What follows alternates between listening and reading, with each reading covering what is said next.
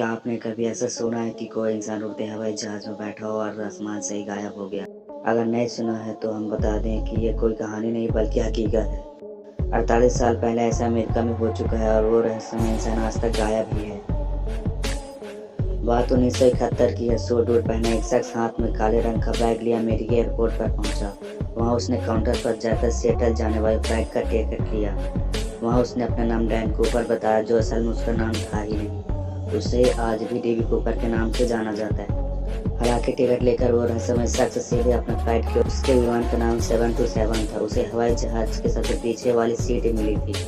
वह सीधे जाकर अपनी सीट पर बैठ गया। बाकी यात्रियों की तरह उसने अपना बैग ऊपर न रखकर अपने पास ही रखा। विमान जैसे ही एयरपोर्ट से उड़ी, डीबी कूपर ने अपना काम शुरू कर दिया। कूपर ने फ्लाइट अटेंडेंट को एक कागज का टुकड़ा दिया। कहा जाता है कि तब अटेंडेंट को वह बिजनेसमैन है और उसे अपना नंबर दे रहा है। हालांकि अटेंडेंट ने उस कागज को ले लिया, लेकिन उसे पढ़ते ही वह सन्न हो गई।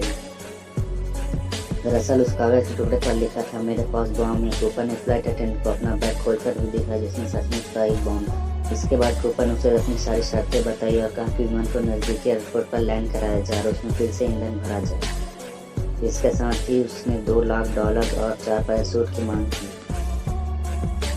कूपर की मांग सुनकर फ्लाइट अटेंडेंट सीधे पायलट के पास पहुंची और उसे सारी बात बताई। इसके बाद पायलट ने तुरंत विमान हाईजैक और कूपर के मांगों के बारे में सिएटल के एयर ट्रैफिक कंट्रोल को सूचना दी। फिर क्या था, हर तरफ अफरा तफरी मच गई। पुलिस से लेकर FBI तक को उसकी सूचना दी गई।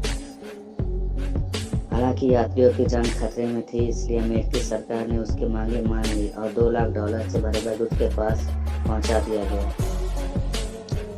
लेकिन उससे पहले FBI ने उन नोटों को नंबर नोट कर लिए थे ताकि हाईजैकर को पकड़ा जा सके। किसी को भी अंदाजा नहीं था कि कूपर का असली खेल तो अब भी बाकी था। दरअसल कूपर की जब सारी मांगे पूरी हो गई तो उसने पायलट को विमान उड़ाने के लिए कहा। तब रात का समय था और उसने पायलट को विमान मैक्सिको ले जाने के लिए बोला। उधर अमेरिकी एयरफोर्स ने भी अपने 2 विमान उसके पीछे लगा दिए थे ताकि लैंडिंग के बाद कूपर को पकड़ा जा सके। विमान अभी हवा में ही था कि कूपर ने सभी पायलट को रूम में जाने को कहा। साथ ही उसने यह भी हिदायत दी कि दरवाजा अंदर से बंद रखा जाए। पायलट को विमान में हवा का दबाव महसूस हुआ। जब पायलट ने बाहर जाकर देखा तो विमान का दरवाजा खुला हुआ था। उसने तुरंत जाकर दरवाजा बंद किया और कूपर को पूरे विमान के अंदर ढूंढा, लेकिन उसे कुछ पता नहीं चला। वह हवा में ही विमान से नीचे कूद गया था।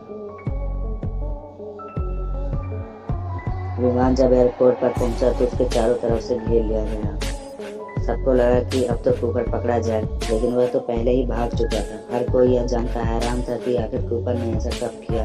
यहाँ तक कि उस विमान के साथ चल रहे अमेरिकी एयरफोर्स के विमानों के पायलटों को भी इसके बारे में कुछ नहीं पता चला।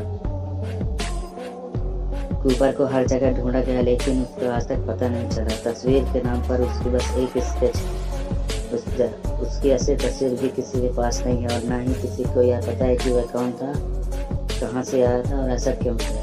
वीडियो में अंत तक बने रहने के लिए धन्यवाद।